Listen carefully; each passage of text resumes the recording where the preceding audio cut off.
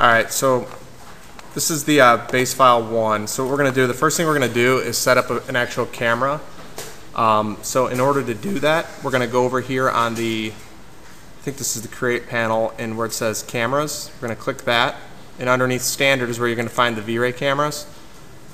And we're going to go there, and then we're going to create a Vray physical camera. And then what you're going to want to do is if you go to the top view, which is T, you click once with the left mouse and then hold and drag, and you can actually, you point where you want it to be. And then if you hit C, once you have your camera created, you'll actually see your viewport.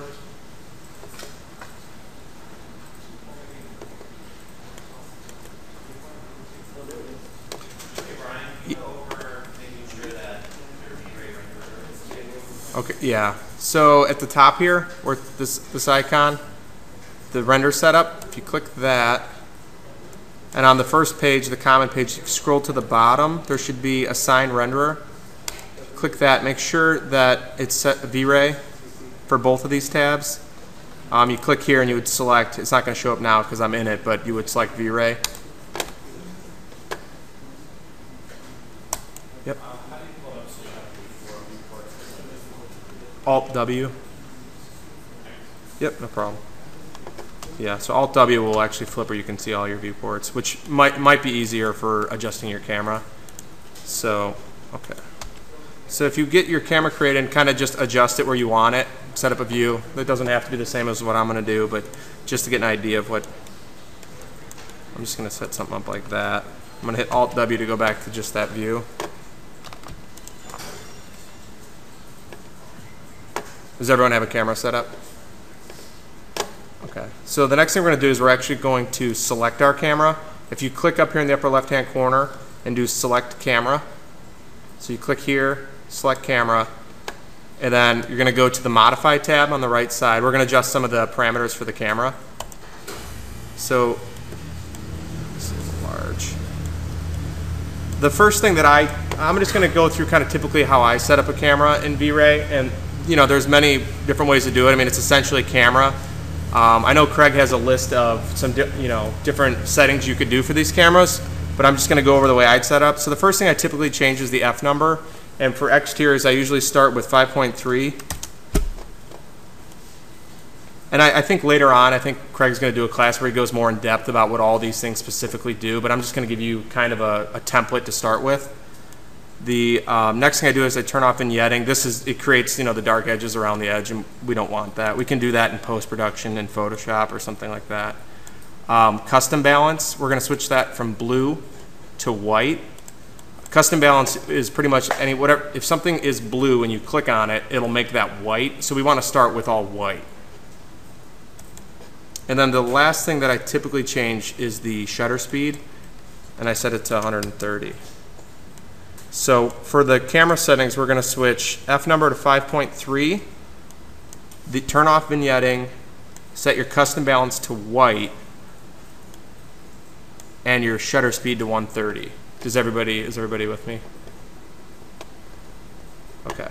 So the next thing we're going to want to do is put a sun in this file. I'm going to hit T for top and then Z for zoom extents. And then over in the same place where you got the camera to the left of it, there's lights here. If you click that, it defaults to photometric. You're going to want to go to Vray, and then Vray Sun.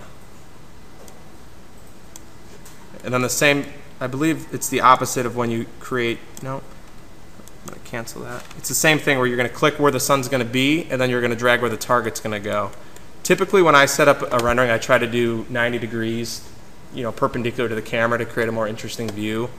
So I'm going to just start over here and put the sun like that. And when this pops up, this is going to automatically put an environment map in your sky. So what you see, for the clouds and stuff like that, you're going to want to say yes here.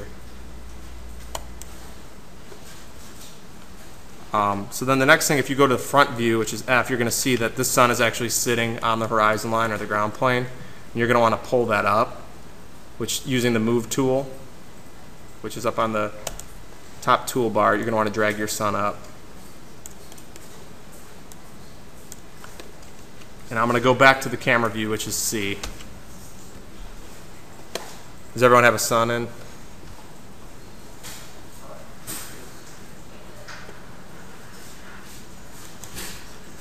Okay. So the next thing is make sure you have your sun selected. If you have to go back to the top view, it's T. And just click your sun, and we're going to go to the Properties tab, and we're going to adjust some of the settings on the sun. So I'll actually get it so you can actually see the sun. So the first thing that I typically do is I make sure the sun is invisible, because a lot of times you'll actually see it in reflection, so you'll have like this white circle and there's no real reason for it. So I turned that off. And the other thing I always turn off is specular. You'll just get bizarre reflections and stuff like that. So I make the sun invisible, and I turn off specular. And then the next thing, which I typically change, is the sun intensity. I'm going to set it to 0.01, and as we go to set up the lighting, we'll adjust these numbers to get the lighting balanced. So I set it low, and we'll work our way up until we get a good lighting setting. So the intensity multiplier, 0.01, and then the next thing is the size multiplier. This controls how big your sun is. So your shadows will be more crisp the smaller your sun is, and they're going to be less crisp the bigger it is. So typically I set this to like 0.25, and I keep them crisp. For interiors, a lot of times you'll set this number high, but on exteriors I usually keep it pretty low. And the shadow subdivisions, this is going to be how many times it calculates your shadows from your sun. I usually set this to 8. And that's usually where I start with my sun. So if we go back to see your camera view, okay, so that now what we're going to want to do is we're going to want to set up our GI and some of our settings in the render setup, which is up top here next to your material editor render setup. Does everyone have a sun and a camera? And good to go. Cool. Okay. So we're going to go to the Vray tab in the environment channel here. And you're going to want to pull up 2 windows. So you're going to want to have your render setup window open, and then we're going to pull up, if you go to rendering at the top, environment. This is where the map that created when you created your sun gets put by default. It's sitting here, the default V-Ray sky. This is what you see, is what you're going to see in the background here, your sky, when you render this. And what we're going to want to do is we're going to want to pull this out of here, this V-Ray sky, which is just a material, and we're going to want to put it into the material editor. So you're going to want to click and drag it into here and make it an instance, which means it's linked. If you do copy and you make changes, you're not going to see them when you render it. You're going to have to re-drag it back. So make sure you do instance and hit OK. You're going to. I usually change the name of this just so I know it's linked. So when I type sky here in the name, it shows up as sky in the environment channel. And then the next thing I do is typically you're going to want to click manual sun node, and the reason for doing this is because I'll have a sky, which is what you see, and then a GI, which is what controls things that aren't directly hit by the sun. So you're going to want to click on manual sun node, and you're going to want to click on this is where you're actually going to click on your sun. So you locate it, and then you can click on the path, or you can click on the actual sun, I believe, and that's going to link your sun to the sky. Yep.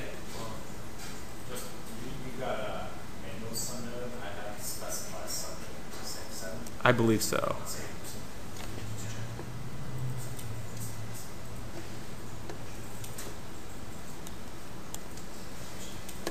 So then the next thing I'll do is I'll turn down, because 1 with the camera settings that I set up is going to be like a super white sky. I just set this setting real low. So I'll do 0.1 for the intensity of the sky, and then I make the sun invisible, which would show up in the sky as well. So we make it invisible. So we're setting the intensity to 0.1 and making the sun invisible. So that's going to be our sky. And then the next thing we do is we're going to copy the sky, over to the slot next to it. We're going to drag it and release, and it's going to be a copy of it now. And you're going to want to change the name from sky to GI just so you know what you're working with. And we're going to change. We'll leave the sun. We'll leave all the settings the same as the sky. And we're going to drag this GI. We're going to into the environment slot in your render setup. So if you turn on this GI environment and drag and drop your GI into there, and again, you want to make sure it's an instance. Is everyone there on that? You guys all have your sun too? Okay, cool. So then the next thing we're going to want to do is we're going to want to turn on indirect illumination. Yep. The second, you just drag it.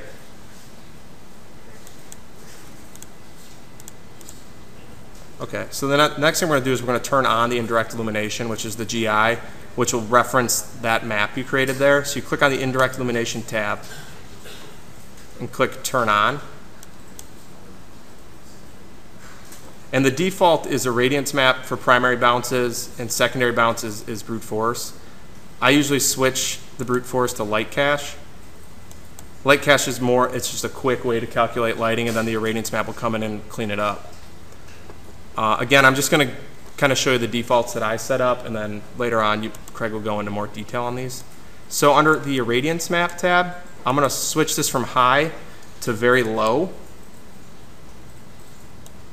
And I'm going to make it where it shows the calculation phase. So when it's rendering, you'll actually see it calculate as opposed to just the screen being black and not knowing what's going on. So that's what I set for the irradiance map. And then I'll switch the light cache from 1000 to 250. And again, turn on show calculation phase.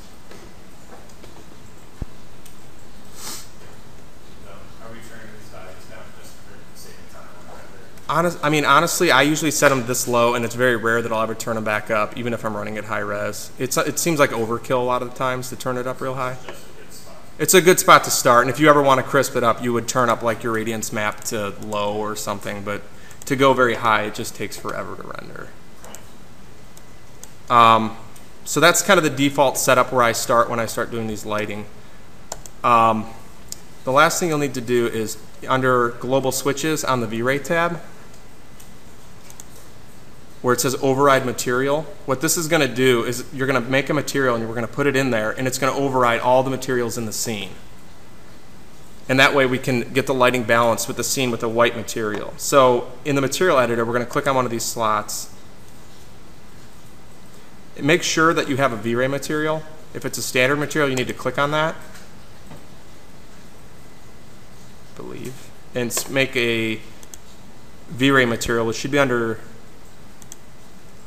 where is it? If you type in the search V-Ray material, you should be able to find one and create a default V-Ray material.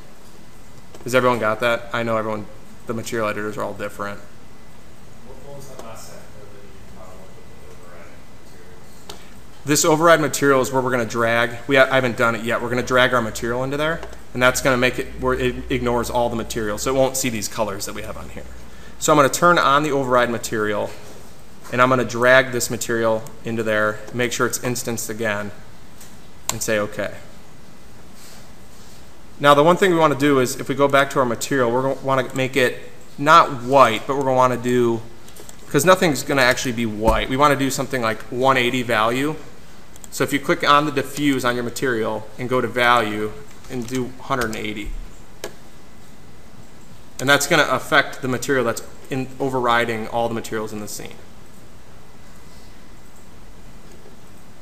Okay, so now everything's set up. We have the sky set up, the GI set up, and we're just going to run a preview. Now these settings, it's going to be really dark because I did everything low, and we're going to work our way up to get it lit right. So if you hit the, well, sorry, we should check the resolution first.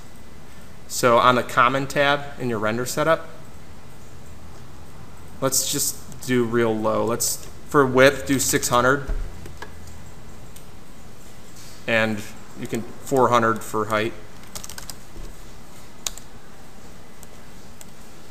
And then click on the render button, which is in the bottom corner of the render setup, or you can find it up top under render production. And so if we click that, we're going to get a rough preview.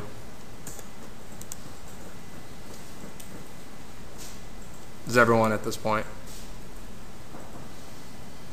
This is really dark on the Yeah, it's dark on my screen. Yeah, it's even darker up there though. Okay. So now what we're going to do is we're going to work our way up to get this looking. The goal of this process is to get the faces to be white, since your material you're using is white. And that way when you apply materials to this model, they're matching what is showing in the material editor.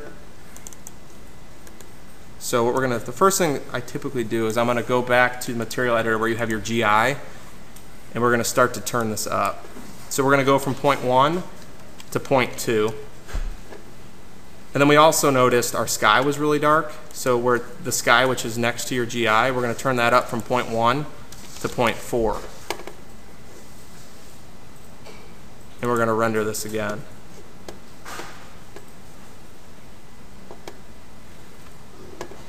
Okay, so now what we need to do, we need to turn up the areas that are getting directly hit by the sun.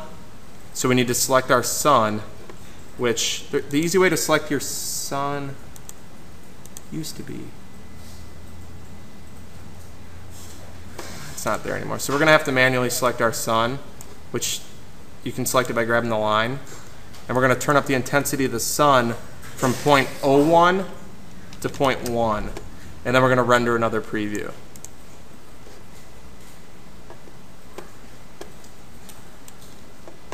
And then what I'm doing when I get to this point and I'm looking at it, trying to wonder how this is going, I'll right click on an area on the image and you'll see RGB. I can't point to it, but where it says RGB there, it says like 0.46, 0.52, 0.56. Those are the values of those colors. Like on that area I'm clicking. The goal is to get those to be even so it's pure white. And you want to get close to 1 in value. So I'm going to turn up the sun to 0.15. I'm going to render this again.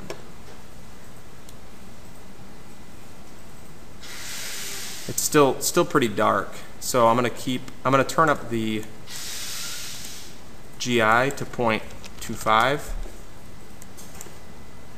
and the sun intensity to 0.2, and I'm going to render it again.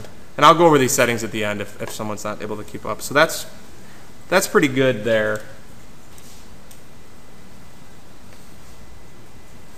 This is pretty close to white. And the last thing we're going to do is we're going to take our camera and we're going to tell it that this is white. So it'll override this.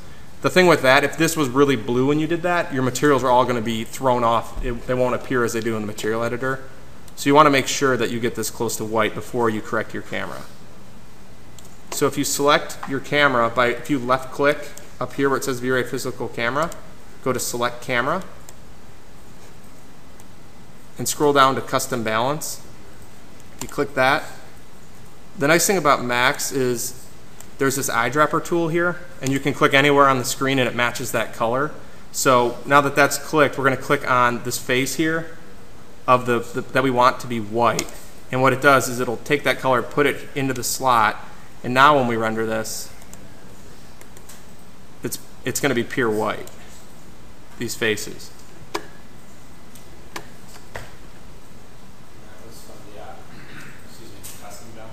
Yeah, in the camera. And you got to make sure you leave your window up of your rendering so you can click on a point of it.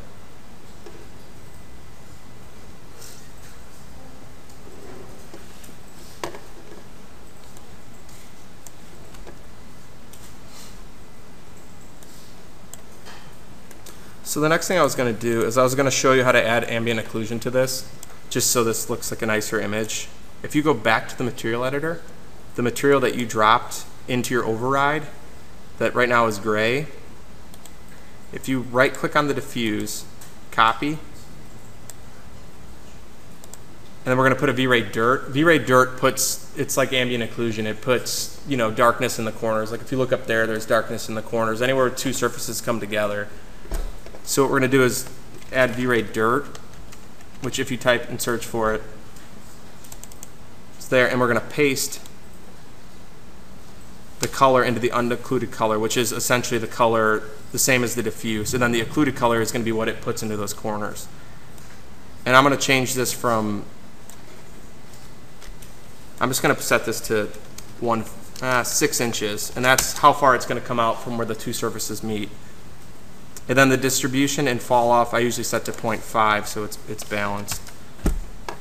And then I'm going to render this just to show you what the dirt does. So the dirt will actually add these, you'll see these details in these corners that you wouldn't see without it turned on. Can you go over a little bit? Yeah, yeah. Okay, so what I'm gonna do is I'm gonna make, Brown, down the stem. yeah. I guess that's about All right.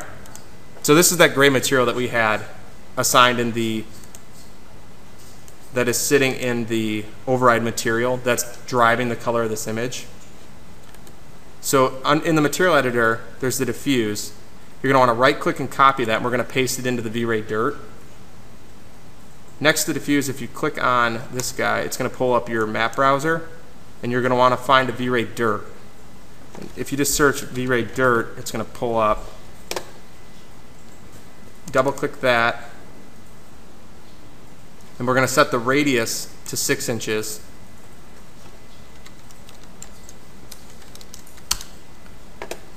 And paste that color that we copied into the unoccluded color.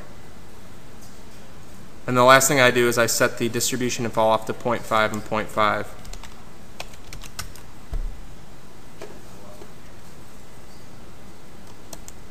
And then you'll see in the rendering that now you see those the finer details that weren't showing before.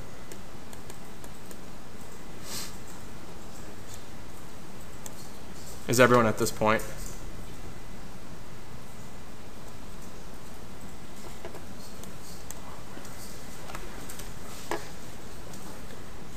All right, so that's typically how I set up a lighting for a file. I'll start there, and then when I go in and start applying materials, if I see it's dark, I will tweak the sun and the GI to get it looking, if you need to lighten it up or not. It's all driven by that material that you assigned in the override material. So the darker that is, if you have light materials, they're going to be overly lit. So you want to be close to white, but you're never going to have pure white, so you want it to be somewhat of a gray. All right, so are we good, Paul? Is everyone okay? Does everyone follow the V-Ray dirt? Okay. So now what I'm going to do is I'm going to turn off this override material, and we're going to start to set up some simple materials. I'm just showing you what it looked like without the override material applied. It's just applying these generic materials that I have assigned on there. So what we're going to do is I'm going to close out of everything. We're just going to assume our lighting is good to go now, and we're going to work on materials. And you're going to want to pull up your material editor, which is up here. Yeah, and too, at this point, if you want to open, Oh, yeah, that's a good idea. you can open one of the files that we have saved out, or you can keep working with the file that you have, depending on how close you are to what he has on his screen. So I'm going to open up this lighting and cameras too, if you guys want to do that. You can stay in your file if you were where I was, but I'm just going to open up number 2.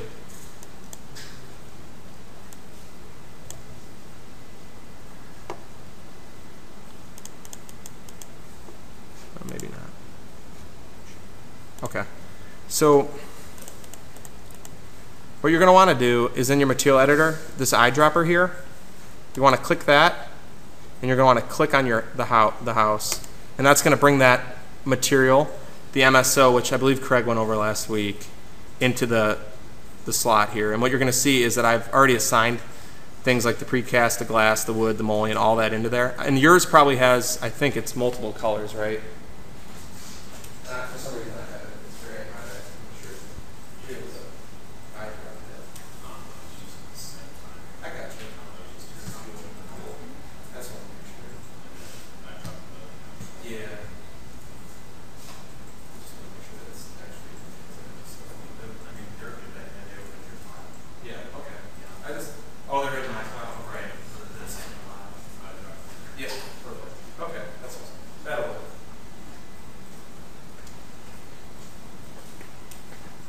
Okay. Maybe we should all open that second file, because that way any materials that aren't assigned have this gray material on it as opposed to those colors, because it'll be easier to work with.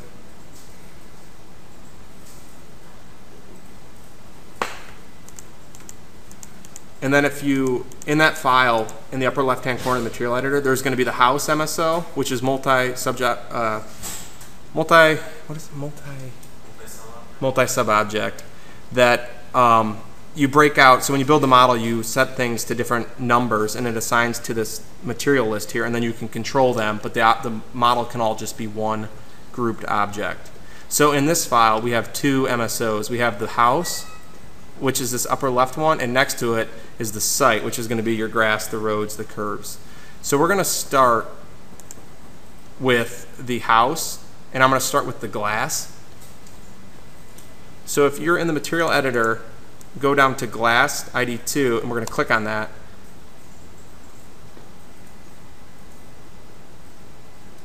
And the first thing we're going to do is we're going to clear out this diffuse. We're going to clear out this diffuse channel because that's the V-Ray dirt, which we no longer want. So now we just have a gray material, and we're going to make glass from it. Typically when I create glass, I set the diffuse to black.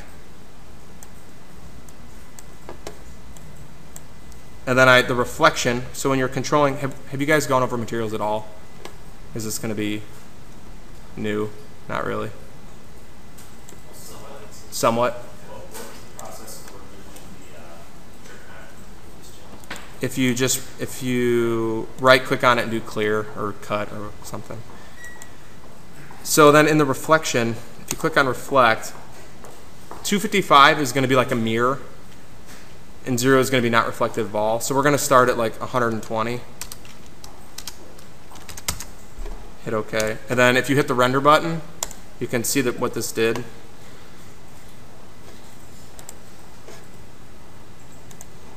So now I'm assuming that the override material is still on in this file, and that's why I ignored what I just did. So we're going to have to go to the render setup. On the V-Ray tab, under global switches, we're going to turn off override material. And now it's going to actually see the materials that we had assigned underneath there.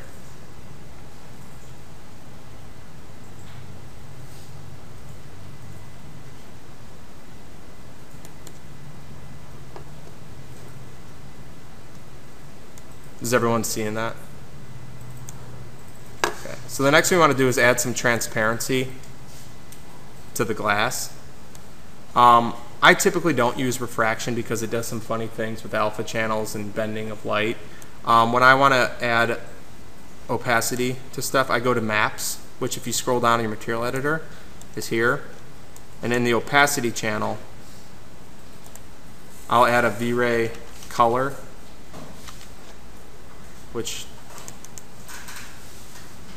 and in the opacity channel, black is going to be completely transparent and white is going to be solid. So I'll just start with something like 180. So it has some transparency. I'm just going to render this to see. So we're really not seeing any transparency there. So we're going to make it darker. I'm going to try 100.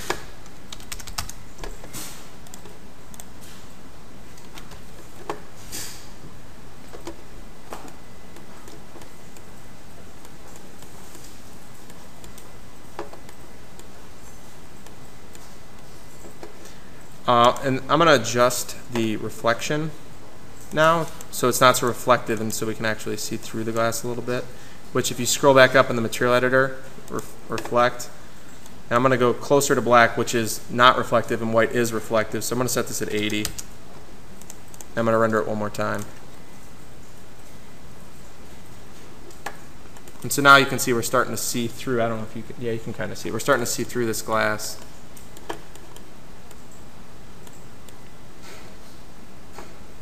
Okay. So now I'm going to go back up from the glass material by clicking this and going to House MSO, which will get us back to where we can see all the different materials in the MSO. And I'm only going to go over some of these materials. So do you guys prefer like me go over certain types of materials versus others, or should I just pick some? Okay. So I will do metal. And again, if you click on metal, we're going to clear out this dirt material. So we're starting with just a gray material. And I'm just gonna, so that's actually what has the metal assigned to it. I just moved it over to blue just so we could see. So that's what's gonna be getting affected by this. And I believe, I'm gonna look at the image really quick. I believe, yeah, I assigned like a metal panel type thing to this area, so I'm gonna try to recreate that.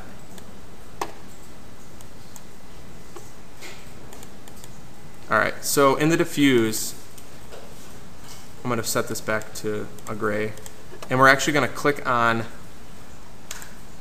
the tab next to diffuse, and we're going to do a tile material. So if you type in tiles,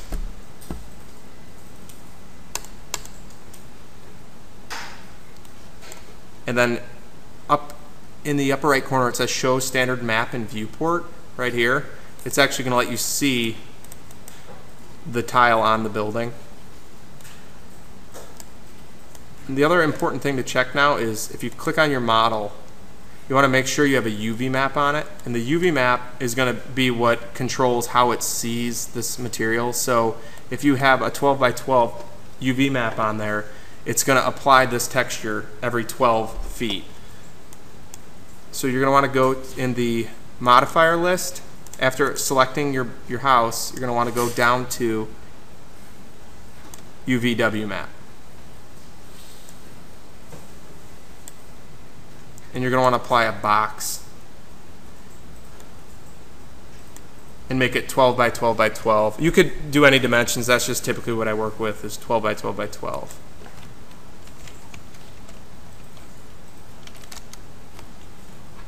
And now you can see that the texture is repeating on 12 by 12 by 12. Okay.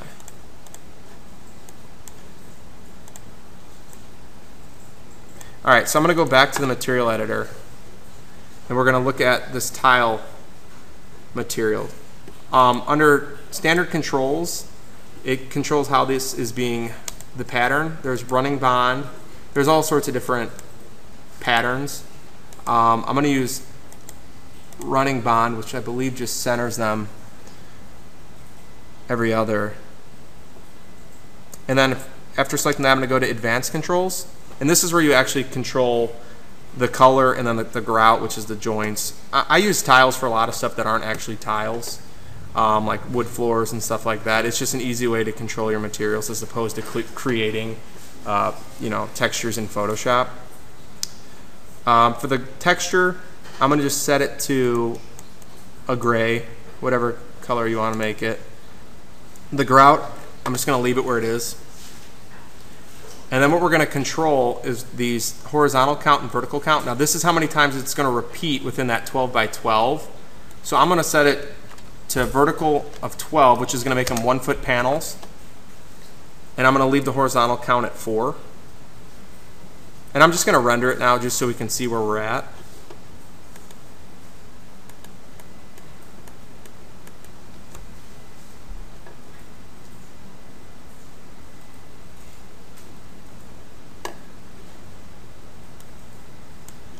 Okay, so now it looked like I need to thin up these joints, and that's controlled by the horizontal gap.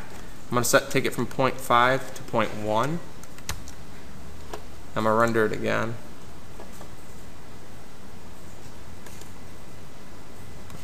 It's a little more subtle now. And I think it's too white, so I'm going to turn down the diffuse, the texture, to something darker so it reads more gray.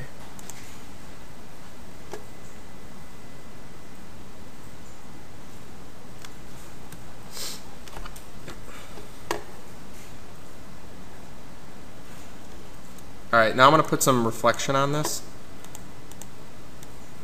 So if you go back up from where we were by hitting this arrow to map whatever that's called instead of the house, so that'll get you back to just the metal material.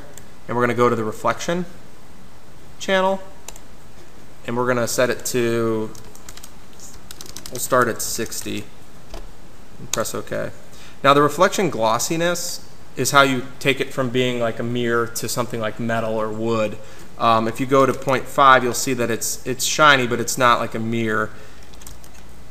It controls the specularity. So for this, I'm going to start at 0.65. for the reflection glossiness, and I'm going to render it again and just see how it's looking. So now it's starting to have a little more sheen to it.